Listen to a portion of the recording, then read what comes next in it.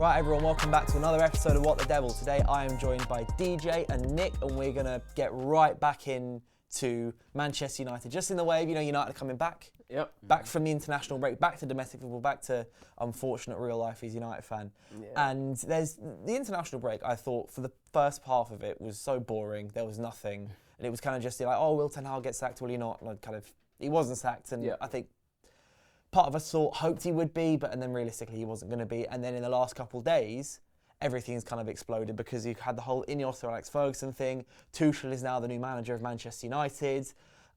We've had several injury issues. Sorry, manager. Yeah. Oh, there you go. That's me dreaming. New manager of England. Ugarte's now injured or potentially injured. There's that whole Højlund thing that's happened with the Denmark game. It's a whole thing. But I think the first thing we need to touch about is Tuchel becoming the new manager of England. Yeah. So a lot of people have been, the reports that came out this morning were basically saying that the reason England sped up talks with Tuchel is because Man United had kind of reignited, so to speak, interest into this. Was from the Manchester Evening News this morning. And I just kind of want to propose the question of, have Ineos, in terms of not getting Tuchel, made a mistake? Because he's now off the market completely, because he's the new manager of England. Yeah. And you'd think that he'll be that manager for, 3 or 4 years? Yeah. At least? At least, minimum 4. So, have United made a mistake in not just biting the bullet and going for him? For me, I would, if reports are to be true, that essentially England have sped it up simply because they knew it was a choice between us and England, and so they sped it up to get him. It's a huge mistake for me personally. Yeah. Now look, I'm not going to sit here and say that, all right, Tuchel is the outstanding, perfect candidate, because he's not. Because we've seen that on a day-to-day basis, he's a difficult guy to get on with. He is problematic at times. He's quite not controversial, but if he doesn't like the way things are being conducted at a club, he will let you know. He fell out with PSG, he fell out at Chelsea, the Dortmund, I think chief executive once said that he was in general a difficult guy to deal with. So he's not the perfect candidate. But when you look at what's out there, what's available to us in terms of if Erik Ten Hag is to get sacked, who we could bring in, he is by far the outstanding person to bring in. There is no one even that comes close, in my opinion anyway, no one comes close to Tuchel. So if it is true that we've missed out and that England have basically sped it up to get him before we have, it's a massive mistake. It just is. Yeah, no, I second that. Definitely, it's a big coup for England. And if the reports are led to be true, if it did go in that order, then obviously that is a big miss for Manchester United, because there's been a lot of obviously scrutiny around Erik Ten Hag, and I think a lot of the fan base is divided. Should he stay? Should he go? I think we've had most of the most negative records under this one manager, and we can't kind of ignore that. We can't ignore that. And I think that, Ineos are doing everything they can to have support, but have a contingency. But it looks like the contingency's out the window now. Yeah.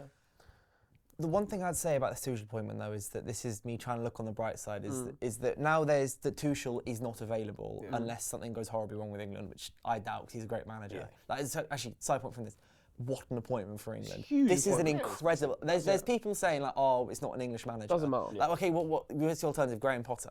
That's what I was about to say. The other candidates out there are, bro, like you say, it's Graham Potter and who are. But the only thing I would say about the whole English thing is that it's also true that no manager that's won the World Cup has been from a different nation that they've led.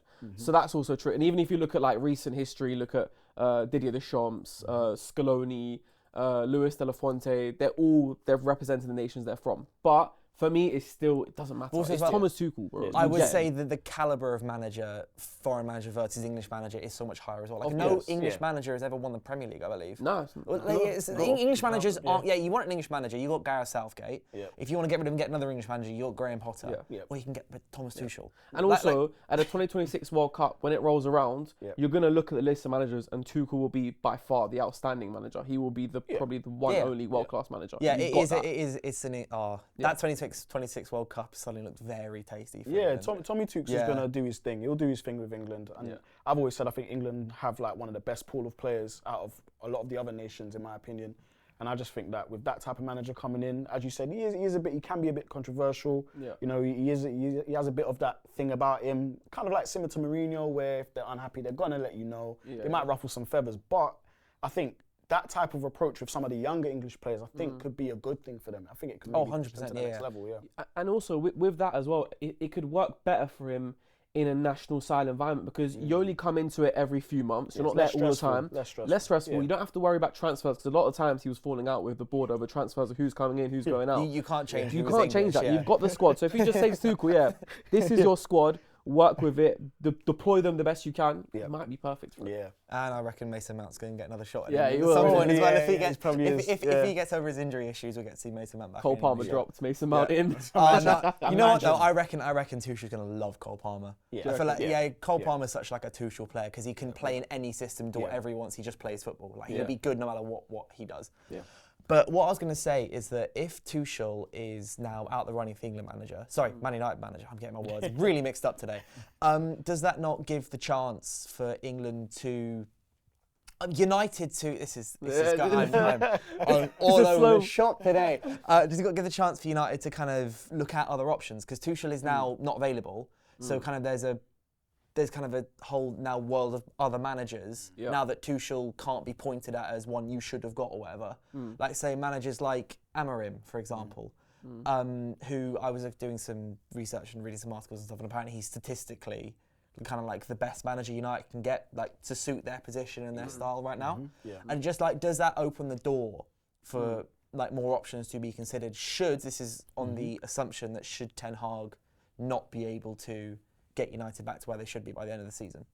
I think it's one of those ones where they've got to look to, kind of end of the season in a sense of, is the market for the management pool going to be different? Is it going to change? Are there going to be new contenders that can come in that could be long term for United? I think that's a question that they have to ask themselves. I think just going by what you're saying, look, numbers don't lie. And if Amorim is the better fit for this Man United team at the moment, then depending on what happens with Erik ten Hag in the next few games, I'm suspecting that, if we do have a couple of heavy defeats and the manner of those defeats has to be really bad, then it's going to have to prompt them. I think Ineos, they're divided. I think one part of Ineos potentially might say, you know what, let's stick with the manager. This club have changed managers before and nothing's really ever changed. But maybe there's another part of them saying, look, we gave him a summer, he brought players in, and we've kind of got worse.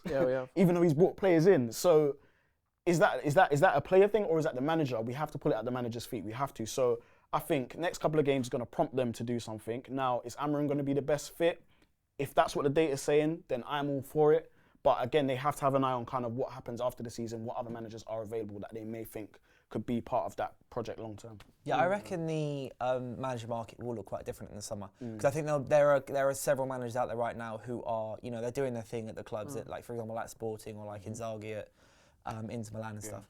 And I reckon they'll be, focused on this season, but also have an eye on the fact that there's an opening at United. At the end of the day, I know United aren't in the best place, but if someone wants to prove themselves as a manager, you go to United and you can at least semi-fix Man United. That puts you on a pedestal with all the other big managers out there at the moment. And I do think that not getting Tuchel now opens the door very much to a lot of other possibilities in the summer.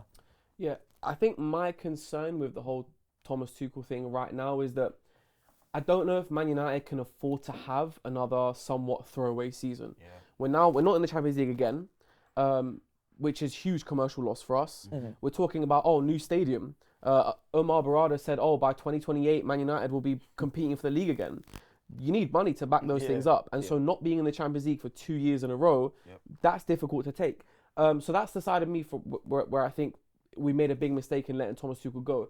Now, the other side of it, which I think that, for me, it feels like now the writing's on the wall. I've backed Ten Hag in moments where he hasn't given me a lot to back him. I've backed him. Even I've turned to the point where I can't see how Erik ten Hag now turns this around.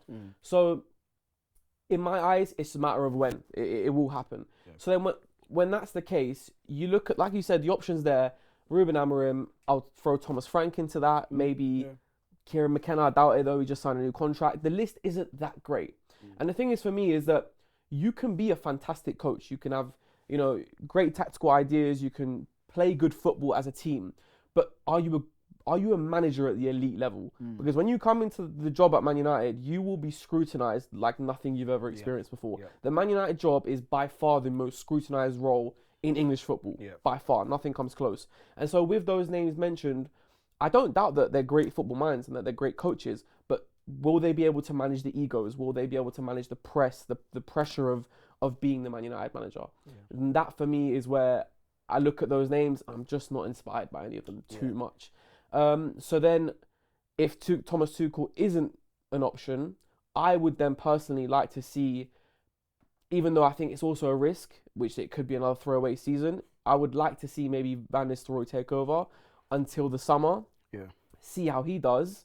If you see that he's onto something, if there's a bit of Ole Gunnar Solskjaer in terms of the interim caretaker time, he does well, maybe you consider giving the role to him. But then, and going back to what you said, I would like to see us go for Inzaghi in the summer. That would be, because I just think long term, Inzaghi is the one man right now who I'm looking at, and I think he could get us playing. Yeah, he's a serious manager. I'd like a big manager. I'd like a big manager to come in now. One that's got like a big pedigree. You know, Inzaghi's, you know, internationally known. Yeah. And yeah, I think that's just the right fit for Manchester United. We're Manchester United. We deserve to have one of the best managers at the helm. We need to get back to those heights. And I know it feels like an age away for us to get there, but if we're going to do that, we need to think smart. And I think the smart money. If I was Ineos, if it was me, and this is DJ talking, this is like just because I know people like jump onto me, but I'm saying, you know what? If you're unsure about kind of what the management pool's going to look like, yeah, you make Van Nistelrooy take over. But you have your plan. You say, all right, Van Nistelrooy to the end of the season, but we're going to appoint another manager. You'll go back to being the number 2 when that new manager comes in, or you'll be in the coaching staff. What I don't want to see is sentiment, and we're probably going to get onto some sentimental stuff in a second, but my whole thing is I don't want sentiment. If we've got our plan that we're bringing in a manager, because Van Nistelrooy could do amazing, he could get us into the top 4. There's no guarantee. Yeah, no guarantee, but if he was to do that, then you'll hear the fan base, he should be the permanent manager, and like, no, we can have the best of both worlds. You can still retain him, but also bring in a more experienced manager, so yeah. That's exactly what I was about to say. So how you mentioned, like, if Van Nistelrooy was to do well, and then he's got a bit of like the Ole vibe, and then we give him the deal. As you mentioned as well, the 2028 thing, like, because that seems to be, I can't remember if he said it or if it was just reports being like, that's like the season where United are looking towards to try and win the league. Did he say it? 2028. Yeah, 28. That means the next manager you appoint, this is all on the assumption that Ten Hag doesn't stay. Yeah. The next manager you appoint is the manager you're building with to that title. Yeah. And in no way, even if Van Nistelrooy comes in and we were to win like most of our games from then on in the Premier League, finish in the top 4, whatever, jump 10 spots up in the league as we're now 14th at the minute. Yeah. We can't build to win a Premier League with someone like Van Nistelrooy, manager right now. Yeah. And so the next person we appoint has to be the person that we're going to go, yeah, he's going to be with us till 2028 to make sure to achieve our goal. Because if we then get someone who after a year and a half again is a bit crap, and then we got to sack them, that 2028 becomes 2030. Yeah. And we got to start from square one again. Let me ask you guys this though. So say if, so we've just said the ideal would be that someone like Inzaghi, a big manager, a big name comes in, of which to be fair, there aren't that many available, I don't think anyway. But nonetheless, say if you say, we bring Van Nistelrooy in until summer, but in the summer, actually, we can't get a big name. No one's willing to come. They're all happy where they are, etc., etc. So then in that circumstance, say if Van Nistelrooy's done a decent job, let's say he's got us into Europa League spots, right? Yeah. And the football we've played is positive, the attacking players are scoring goals, maybe defensively we're not as strong, etc., etc. Would you then like to see Van Nistelrooy stay, or would you still then like to see, let's say, a Ruben Amorim, a Thomas Frank, a Kieran McKenna, Michael Carrick? I don't know. I feel like there's a bunch of names there that kind of fall under one category for me. Yeah. Where would you like to see? I would still not want to see Ruud given the job permanently. No, really, because I can't see. I don't want to go into a project as serious as the one that Ineos are looking to build with someone who's not really managed before. But what if even if the alternative is someone like Thomas Frank? But what if Van Nistelrooy was brought in as Plan B? Do you know what I mean? But like, what if? Like, I know I'm stretching here. I'm just saying it. But what if Ineos in the summer thought, you know what, we don't have a permanent other manager to come in, but we'll bring Van Nistelrooy and the coaching staff just in case. I did think that. But why? Because we also why would Van Nistelrooy be the Plan B when we also brought in Ren Hack, who was he was a manager. So he was Van Nistelrooy though. But I know he wasn't employed at the time. Van Nistelrooy was just managed as an interim in. Was it an interim? I don't think he was like a permanent long-term manager of PSV. Was he not? Well, because he was available and Burnley wanted him. I know he was available because he fell out with the PSV board. I'm pretty sure. Yeah. And so he left. I think he was like on the steps, but like that's like going into a season with an unproven 20-year-old striker to try and win the league. I know. Like there's a chance that he's Haaland.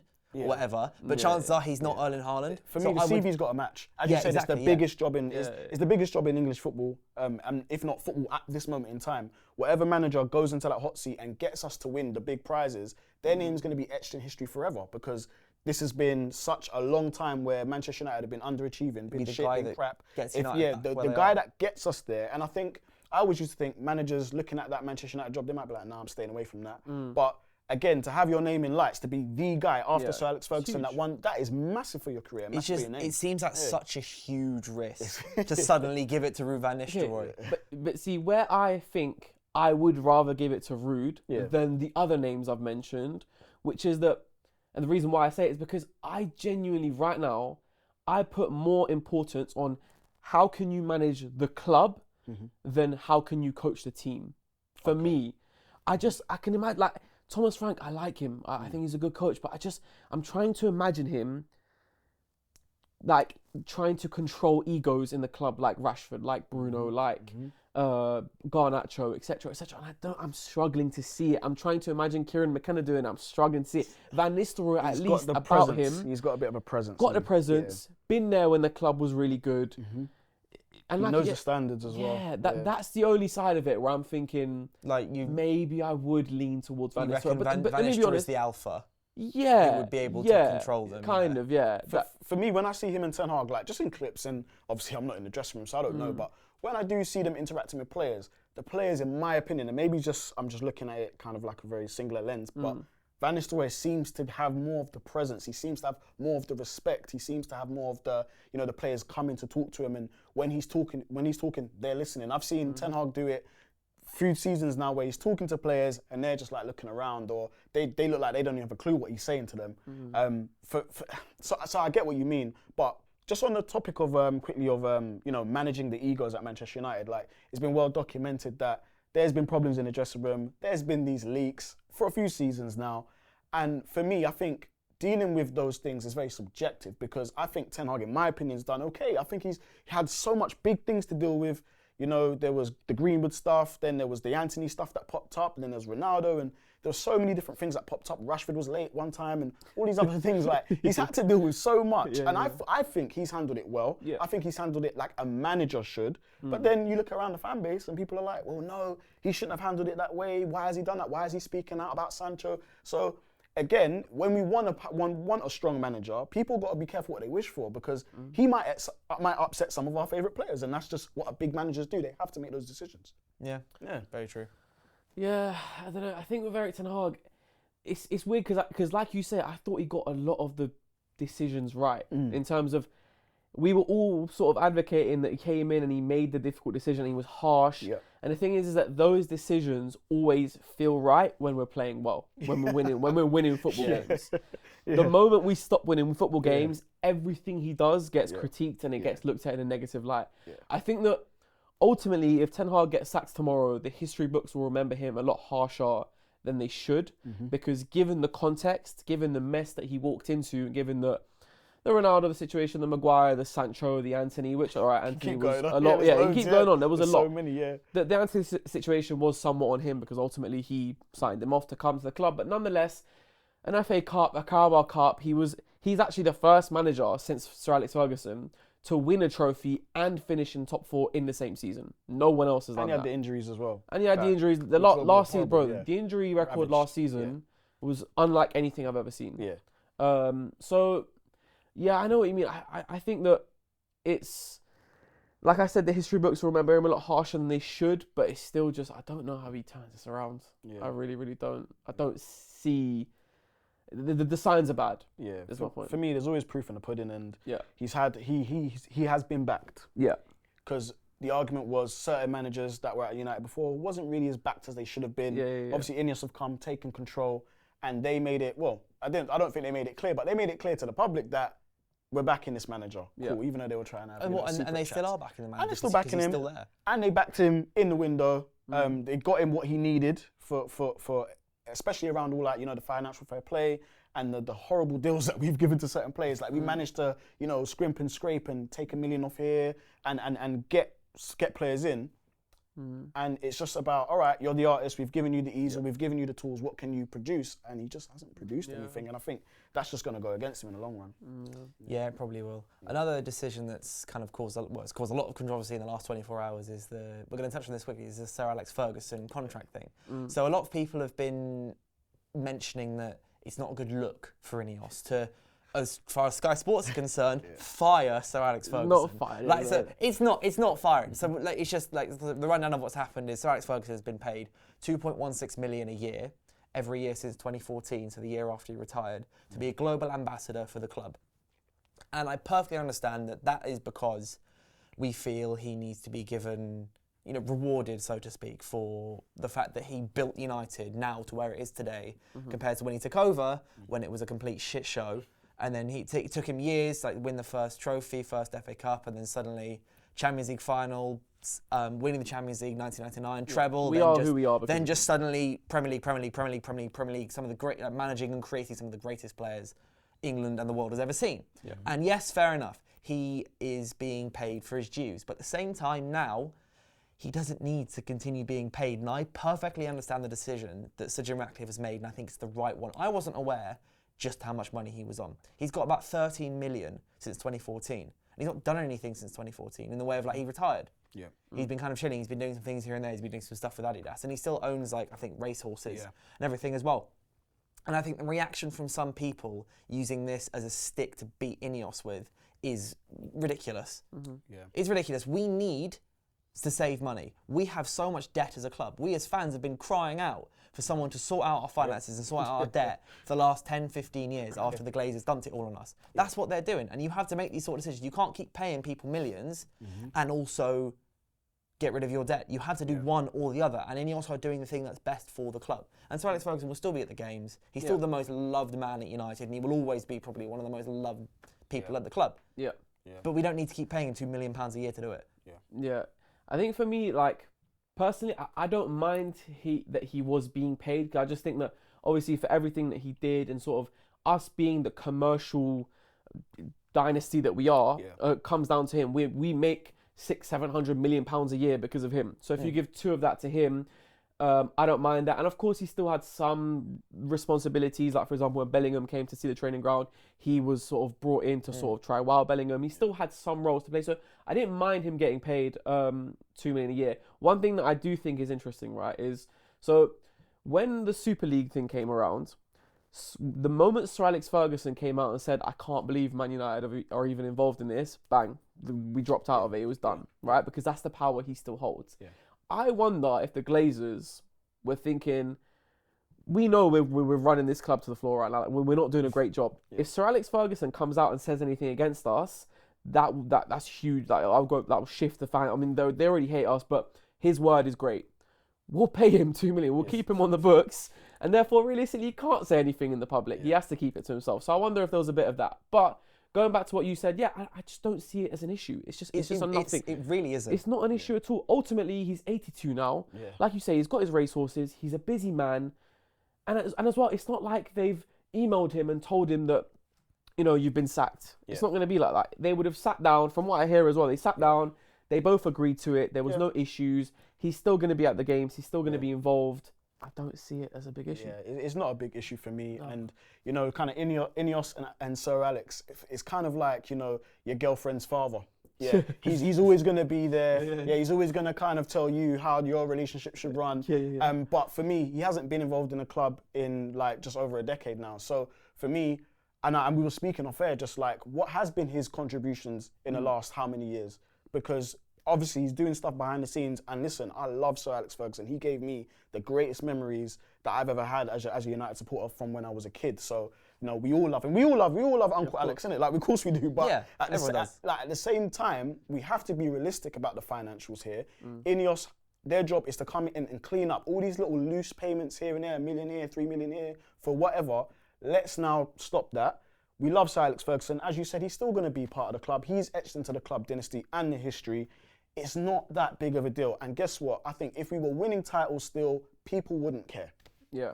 Yeah, and also the other thing I've just thought of now is if you want to honour him, we have honoured him. One of the stands is named after him. One of the stands at Old Trafford, and I'm assuming, let's say there's a new stadium. They will do. It'll also be named the Sir Alex Ferguson stand. Definitely. Like he is so honoured and etched into this club, and no one will ever forget who he is.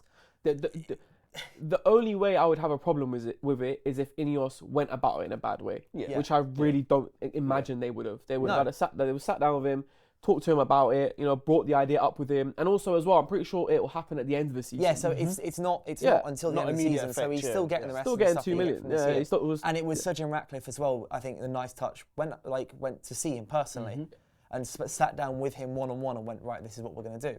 And I'm assuming Sir Alex was like, oh, fair. Yeah. Fair enough. Sir Alex will answer, because at the end of the day, Sir Alex also wants the club to be back at its best, and this is one of the steps forward to it. Yeah. So we've spoken a lot about Erik ten Hag.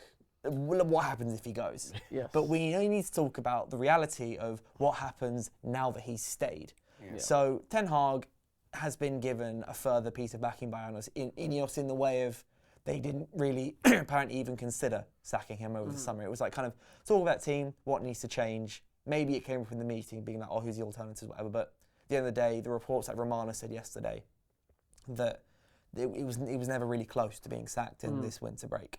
And so we've now got another winter break in about a month's time. Yeah. And we've got 7 games, I believe, in between now and then. What we need to talk about, how does Erik ten Hag change this? Because there will be a way to change it. It's not like all hope is lost, but it feels like all hope is mostly lost. But there is a way for him to do it. But, what is that way? Yeah, I mean, first of all, I hope he does do it. That's what I know we just spoke about the replacements, but I genuinely do hope that he could go on a 6-game unbeaten run until the next international break, and then all this chat about a new manager can disappear. I genuinely hope that is the case. Yeah. But, I think for Erik ten Hag now, it's simply about getting results. He has to get wins. And so in that discussion, I think it's like you kind of look at it and go, well, okay, are you going to put more emphasis on results, or are you going to put more on your style of play? And for me, it's kind of both. I would split it into 2. So for example, right, so we've seen the high press in the 4-2-4, and we've also seen this sort of build up where it's you pass it around the back and you find a very quick vertical pass to get us up the pitch very quickly. Yeah. For me, well, those are the sort of 2 things when I'm watching Man United, the 2 outstanding tactical sort of setups that I see generally, right? For me, the 4-2-4 press, get it gone. Yeah. Get rid of it. Yeah. Because the only time the 4-2-4 press works, in my opinion, is when you've got Mason Mount in the team. Yeah. Because when it's him and when it's Bruno as the 2, it can work really well because they're both quite energetic. Energetic. Yeah. They'll get about, they'll get in your face, they keep on going for the full 90 minutes. It works. And I think that Mason Mount is very good at understanding the pressing triggers, which in a way which I don't think any of our other forward players are. But Mason Mount is not reliable enough. Yeah. He's always injured, and also when he's fit, he's not always necessarily your starting player. Yeah. So I think for me, the 4-2-4 needs to go. I wouldn't continue with that, especially because I don't think Rashford, Ahmad and Garnacho are elite level pressers. I think Garnacho can become an elite level presser. I think Ahmad Diallo can. Rashford for me can never be a great presser. So for me anyway, I would get rid of the 4-2-4. But personally, I would keep the idea of trying to play out the back in terms of those short little passes and then a quick vertical switch, because I think we're not a slow build-up team. I don't think we've got that in us, because I think our midfield lacks the sort of intelligence to pick up the ball in midfield and be able to protect the ball well. So I think in terms of that chaotic, I know it's chaotic, I know it's not always easy on the eye, but I think that's the better way to go, because I don't think we can do the slow build-up play. And then also, I don't think we can just lump it forward every time. Yeah. I don't think we've got the presence up front to do that either. So for me, it's kind of one half of like, yes, I would change it, and also I wouldn't in some ways as well. You want to keep some of the stuff that still makes us effective. Yeah. And when you look at the front, most of the front 3, for me, they're not all that technical, apart from probably Ahmad. That's it really. So, but what they do have is pace. Yeah. So, but that then makes us a bit more predictable how to play against. Yeah, so true. For me, I get what you're saying. I just think that I think he needs to maybe experiment a little bit in terms of, packing out the midfield just for a game or 2. Let's get something on the board. Let's forget style of play for now. just rack up some wins, and then you can ease your style of play back into it. Like, the players have got to get confidence. They got to get some wins. They got to go into a game saying, yeah, we won 2 on the bounce. Let's get a 3. Let's get a 4th. Like, we need to build up confidence. How he's going to do that is it needs to be way more pragmatic. I've enjoyed something like, and I want to just stress this. I have seen what Erik is trying to do. I have seen glimpses of it, and when it works, it looks brilliant. However, we just can't sustain it. So now that we can't sustain it, we need to have something that is going to be sort of near enough shore-proof in the middle of the park. I think the middle of the park is very, very important for Manchester United at the moment. I was saying at the top of the show, just like, Mainu, for me, he is doing too much. He is doing too much, especially in that area of the field. He's having to cover so much ground. He's a young player. He's going to have the energy, but, you know, for him, he can't do that over 90 minutes. By 60, 70, he's puffing. So he's going to have to figure out something. We've got the players to do it, I think, but, you know, he needs to figure something out. Yeah, I think where we are at our very best, and a really specific example of it, was Kobbie Mainoo's goal against Man City last season. I think that's where United and our players, where we're best suited and our very best. It was, the ball was on the ground for most of it. When we I can't remember specifically who it was, it might have been Martinez, had the ball at his feet, sustained some pressure, got past them, and then moved the ball on. Rashford then had the ball, and then Rashford and Bruno bind together, and they ping it, like you mentioned, cross field around Garnacho. Bruno and Mainu are then running up the pitch with Garnacho having the ball comes across, and they score. It was quick. It was 10, 15 seconds. It was transitional, but it wasn't, it was still technical. It was still really good passes. It wasn't just smash the ball forwards over the top, Rashford runs in, scores.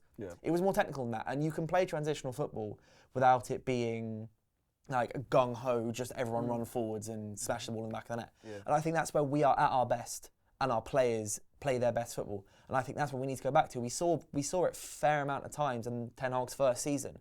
And a lot of the times the reason it failed is because we had David De Gea in goal, who couldn't kind of cope with the pressure and have the ball at his feet, and he couldn't become like almost like a third centre-back, which allowed the 2 centre-backs to split higher and then the full-backs to go wide. But we have Onana now. If we were to go back to a similar blueprint of, maybe not as drastic as the City game, because that was a real one-off in just how kind of stoic we were in front of Onana's goal.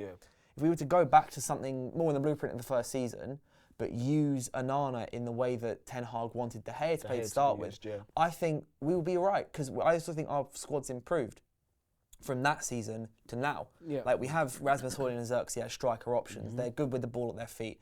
Højlund is quick, he's powerful, and he's strong as well. And Xerxes likes to drop deep, and he can play little 1-2 passes, which is what made Marcus Rashford so good when he had Anthony Martial. Kind of whenever Anthony Martial played, obviously, like, we know how the two of them played together. And I think going back to a blueprint like that and improving on it slightly with the slightly better players and the goalkeeper and the kind of the base of defence that we have, I think it'll be great, because that'll also help players like Ugarte bed into the squad, because it was more pragmatic and it was slightly more stationary towards the back and more fluid up front, and I think that's what needs to happen. I think Ten Hag needs to adapt though, and this is why I say it, because one thing I have noticed is Xerxes, for me, I think when he plays up front, in my opinion, I think our interplay is amazing. It looks great. You know, we look a bit more of a threat. Now, when Højlund comes on, he will get you more goals than Xerxes will. However, when he comes on, we don't actually play to his strengths anymore. So we're still trying to do the link-up play kind of thing to feet and make Garnacho or Rashford, whoever it is, run on behind. But that's not Højlund's game. You know he's going to break his neck, going to put his head on the line to get to that ball if you deliver it in the box. And we just don't do that. So I don't know what the message is sometimes when Højlund's on. Like, that's what we need to be playing to. Yeah, I think with that, it goes back to the point where you said pack the midfield as well. So, like, when it's Højlund up top, I don't, like, you need, like, when you play the 4-2-4 and you've got Bruno next to Rasmus, that's not really good for Højlund. He needs Bruno behind so that he can pick up the ball, find someone to run, pick out Garnacho, Rashford, get crossed into the box. That's what needs to happen with that. And also with the 4-2-4, you're just, like you said earlier as well, with Kobbie having to cover too much space, you're leaving too much space in the midfield. Huge amounts of bad as well. And this is, for me, one of the biggest things that I've just lost my head at this season, which is that all season long, we looked at, we said it, everyone watched it, the spaces in midfield especially was such a huge problem. Why is it still a problem now? It can't still be a problem now. a Sunday league coach would look at that and think that's a huge problem. We need to fix it by any means. Yeah. So and again, it goes back to when Mason Mount is there, the press is good, and therefore you end up winning it there a lot of times. And also because the press is so good, the rest of you can push up, and therefore the gaps in midfield isn't there. Yeah. But I mean, I don't know. I mean, for me as well, one thing which still is on Ten Hag, but also isn't, which is that individually our players are looking a bit ragged at times as well. Yeah. I mean, like, how can you sort of explain Bruno's form at the beginning of the season? That's not necessarily on Ten Hag. How can you explain some of the lapses of concentration from Lisandro Martinez at the back that we saw against Porto, for example, or Garnacho, Xerxes, Rashford not taking some of their chances? So how much of it do you also put on the players as well as the manager? Yeah, I think that's a fair point, and for me, it's more about. I do say some of his decisions though baffle me sometimes. Yeah, of course. Yeah. You know, there's rumours that he's going to play Johnny Evans at left back. No. But we have a young left back who's young, yes, but he's a left back. That's his trade. Yeah. You know, you haven't even pulled him on for sub appearances to give him a bit of, you know, a little bit of game time where things like this happen, and then you can maybe throw him in for a half or 60 minutes or whatever. So it's just little things like that. But I think him being pragmatic, going back to what we were talking about, maybe you do play Johnny Evans there because he's a seasoned professional. He has the experience. Left back, he's not a left back, but he's experienced enough to know what he needs to do in that position. So again, it's just about results. I don't care if we win ugly. I don't care if we win it at the death, 90th minute, 1-0. We just need points on the board now. 14th is atrocious. Yeah. Lisandro Martinez is the other player specifically I was going to bring up today. Is his form is it's just weird because he's still having moments where he's making really good defensive things, and then he's just having moments where it looks like he's a completely different player. Yeah. And I think Martinez is one of the players where when we play him, that dictates how we're going to play more than most other players. I think most other players you can put Garnacho on the right, or you put Ahmad on the right, or you put Garnacho on the left, or you play Casemiro over Ugarte in midfield, or you play Eriksen over Manu in midfield. But when you do or don't play Lisandro Martinez, I think that changes the dynamic more than anything.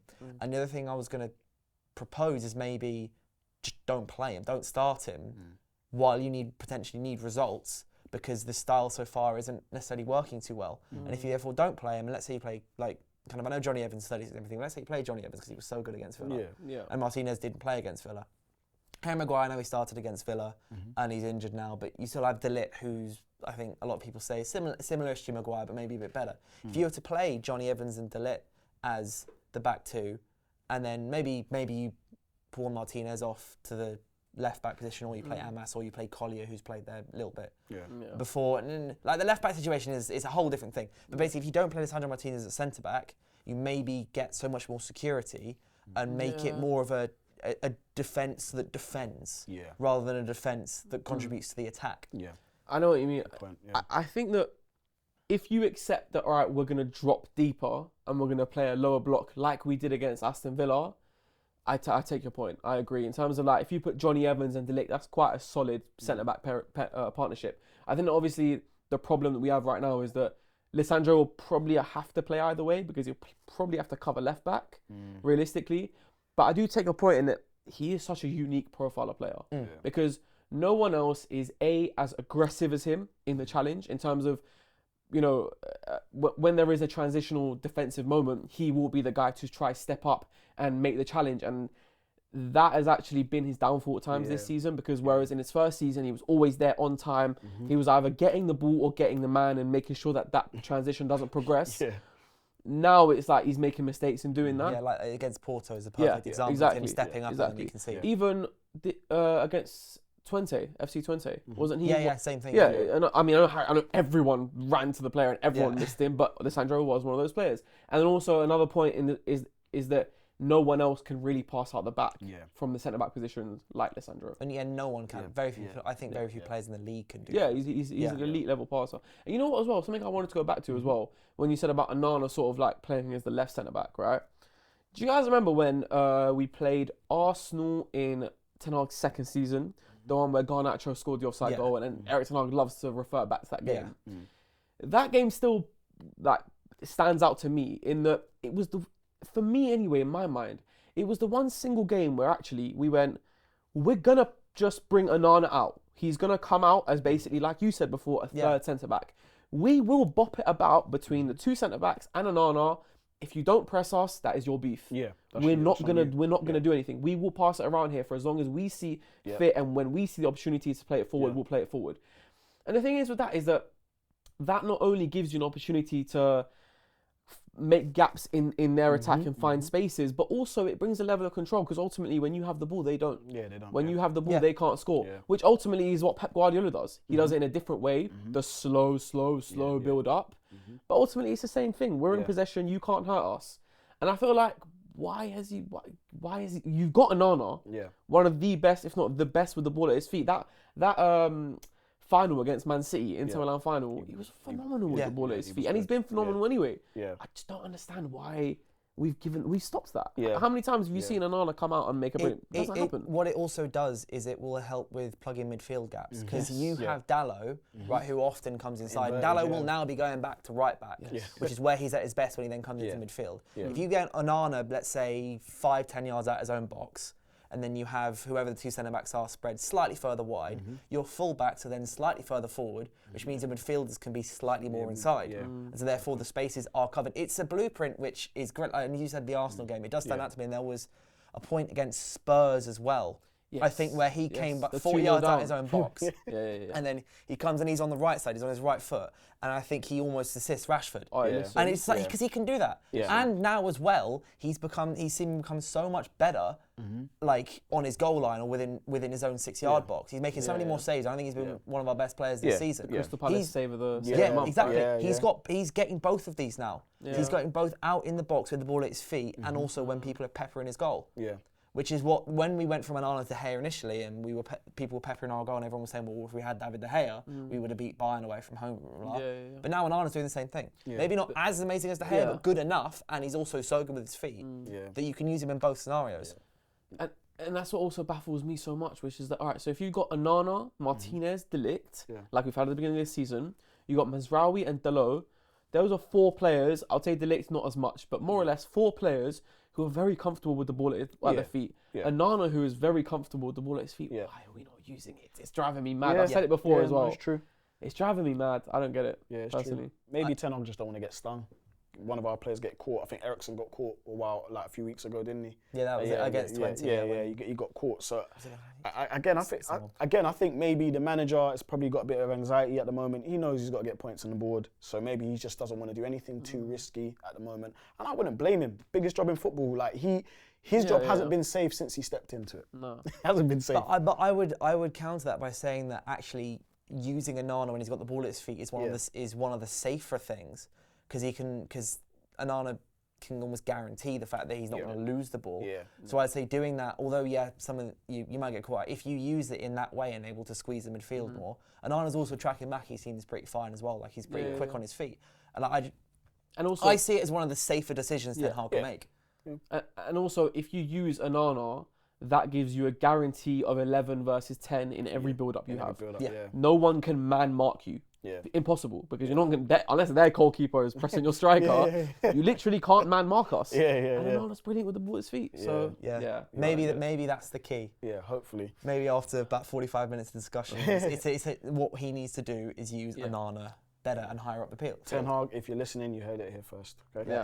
Facts. Use Andre Onana, and then so we've just going to touch on the Brentford game. 3 p.m. kickoff Saturday, kind of back to normal. There are a few injury concerns. Grimacing face. There's we'll know the updates tomorrow afternoon. Ten Hag's presses tomorrow afternoon. We'll know an update on Kobe, on Garnacho, on Ahmad, all 3 who didn't play in the internationals. I think that was more of a cautionary thing, and if it was, props to United for doing that.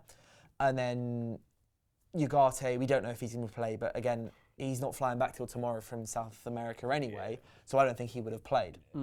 Casemira's not played in 2 weeks; he'll probably start. But I just kind of who do you want to see playing? Because we do have options. Who do you want to see playing? I need to see the reintroduction of Ahmad.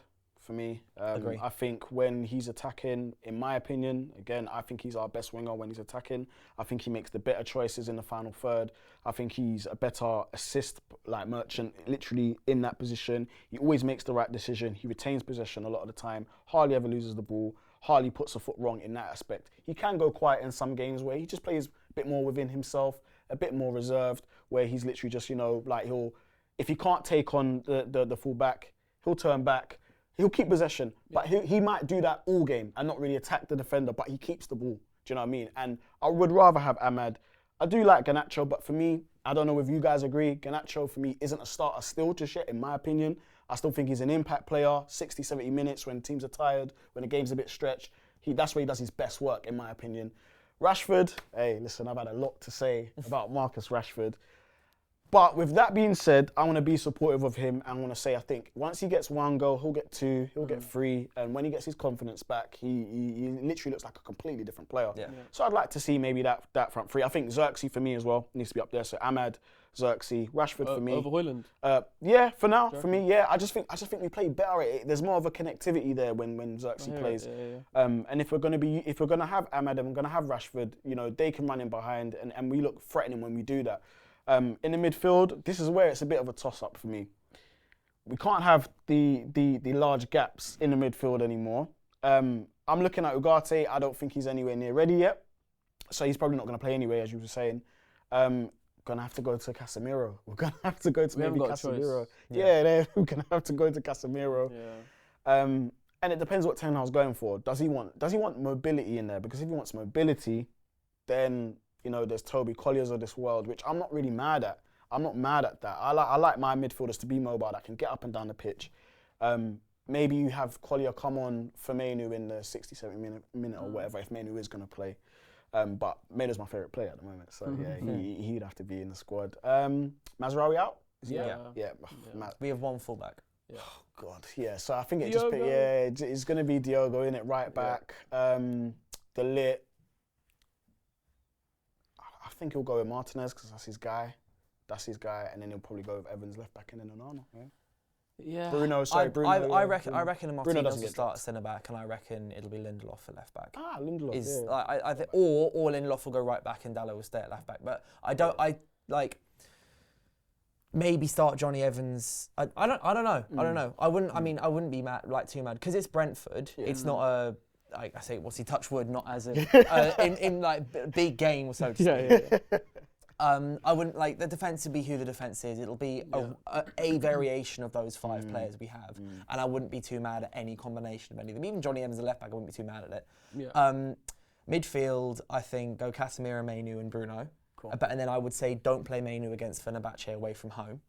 I think keep Mainu for this one and then play maybe Eriksen away from home. Yeah. Because we're gonna it'd be a big atmosphere. I reckon Eriksen will be better at dealing with that. Yeah. And also Eriksen, he's still he's smart, he's good on the ball, and he's one of our best informed players. Yeah. So Eriksen's played twice in midweek. Yeah. Rest him for against Brentford, playing against Fenerbahce. And up front, I'd say Ahmad, Rashford, and Xerxes. I agree with that. Yeah. I don't know. You know what? For me, if you play Ahmad, you play Højlund, and if you play Garnacho, you play Xerxes. That's how I would kind of go. Okay, just because, like you said earlier, Ahmad can produce chances, and I think that might work quite well with Højlund. Whereas Xerxes' link-up play might work well with Garnacho and Rashford going forward.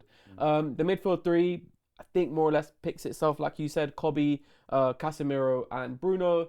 But the thing for me with the back line, I would go Martinez left back, Johnny Evans centre back, just because. I think the worry that I've got with Brentford is set pieces. I've got a real big worry about that. So I think that Johnny Evans at least gives us a bit of height in there. Yeah. And then you've also got Lisandro Martinez, who, all right, he's not tall, but he's quite tenacious in the box. He'll get up for a cross. Yeah. So I think that, I would go Diogo, obviously, De Ligt, Johnny Evans at centre back, Lisandro at left back, I reckon. Because you know how who was it? So Mazraoui got injured against Aston Villa, and rather than putting Lisandro on and put him at left back, he brought on Lindelof and put Lindelof at right back, Diogo Dalot at left back. And when he was asked about that in his press conference, he basically just said, it was mainly because I didn't want to have to change the whole structure. Because if I bring on Lisandro, then Diogo has to go right back, and we've got a new left back. Whereas at least this way, it's a new left back, same left back in Diogo Dalot, and we've just got to change the right back. Yeah. So I think that based on that, if you're already setting up from the get-go, I think he might go Lisandro. But I'll end on that by saying I'm a little bit worried.